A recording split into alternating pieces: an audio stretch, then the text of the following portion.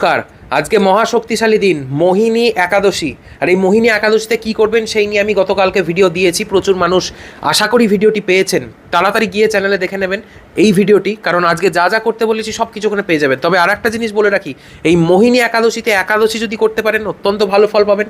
এবং আজকে অবশ্যই একটা লাল কাপড়ে একটা কড়ি, একটা এলাচ, একটা দারচিনি রেখে সেটাকে বেঁধে মা লক্ষ্মীর ঘটের পাশে রেখে দিন। পুজো দেবেন লক্ষ্মীনারায়ণের উদ্দেশ্যে। ওং নমো ভগবতে বাসুদেবায় এই মন্ত্রটি 108 বার জপ করুন। তারপর ওটাকে আপনার লকারে রেখে দেবেন। এটা প্রত্যেক মাসে মাসে পরিবর্তন করতে হবে একবার।